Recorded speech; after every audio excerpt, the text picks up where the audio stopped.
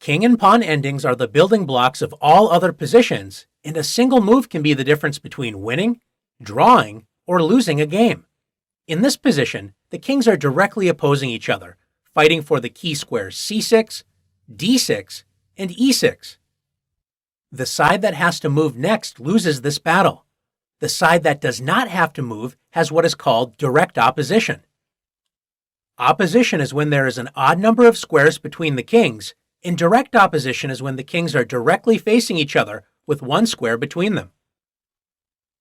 Opposition is all about taking over a key square or preventing your opponent from moving to a key square. In this position, if white has to move, black has the opposition, so that after king c5, black keeps the opposition with king c7, preventing white's king from advancing. On the other hand, if it is black to move, white has the opposition. So if black's king moves to e7, white's king advances to c6, moving to a key square to help the pawn advance up the board and win the game. What happens if there is more than one square between the kings? Does opposition still matter?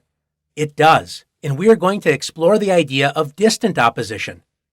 Let's get started. In this position, white plays king e2. In king and pawn endgames, the side with the pawn wants to get the king 2 ranks in front of the pawn. In this case, the key squares are e4, d4, and c4. If black tries to guard all 3 of these squares at once with king d5, white takes direct opposition with king d3. Black's king is forced to give up one of the key squares on the next turn, so white's king will advance 2 ranks in front of the pawn with a winning position. After king e2, black has only one way to draw this game, and that is with distant opposition. Where can black's king move to get on the same file as white's king with an odd number of squares between them? If you found king e6, great job. There is an odd number of squares between the kings, 3 squares, and it is not black's move. This means black has distant opposition. White's only way to make progress is to try and move the king forward, but once white does this, such as by playing king e3, black now takes direct opposition with king e5. White's king can't get 2 ranks in front of the pawn, so black prevents white from making progress and should draw the game. Let's take a look at another example. The main idea behind distant opposition is to turn it into direct opposition. In this position, can you see how white can gain distant opposition? That's right, with king b3. After king b6, white takes direct opposition with king b4. And if king c6, white plays king c4. After king c7, should white keep distant opposition with king e3?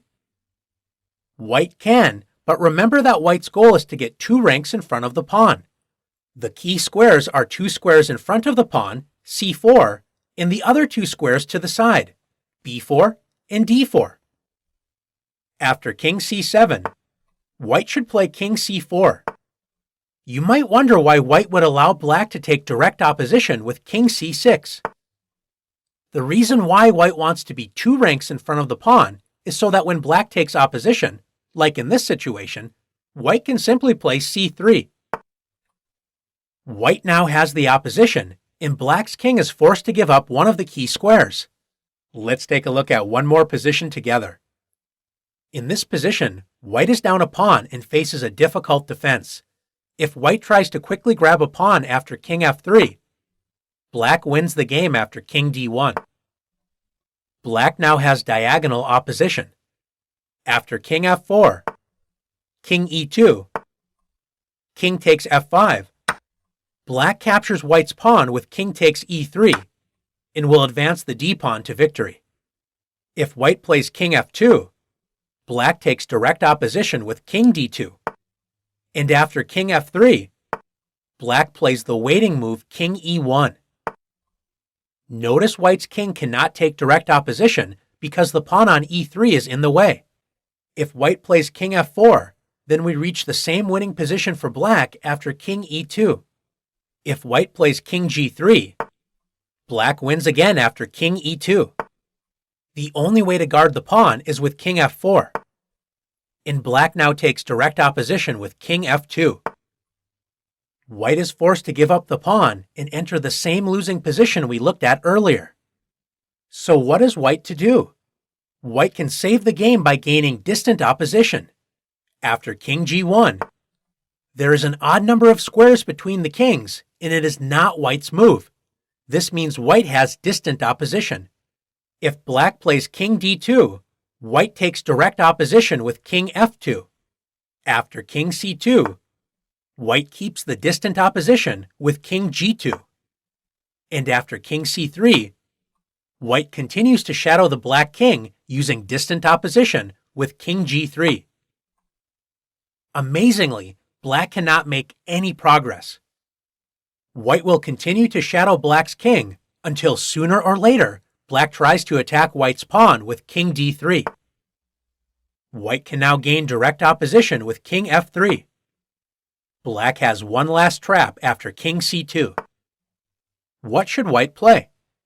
If white plays king e2, black now wins the game because after king c3, white loses the opposition because white cannot play king e3. After king f3, king d3. If king f4, black plays king e2. And if king f2, black plays king d2, returning to positions we already studied when black has a winning endgame. After king c2, white's only move to save the game is by keeping distant opposition with the move king g2. White shadows the king using distant opposition and waits for a moment to take direct opposition. Black cannot make any progress. Now that you've learned how to both win and save positions using distant opposition, let's put your skills to the test.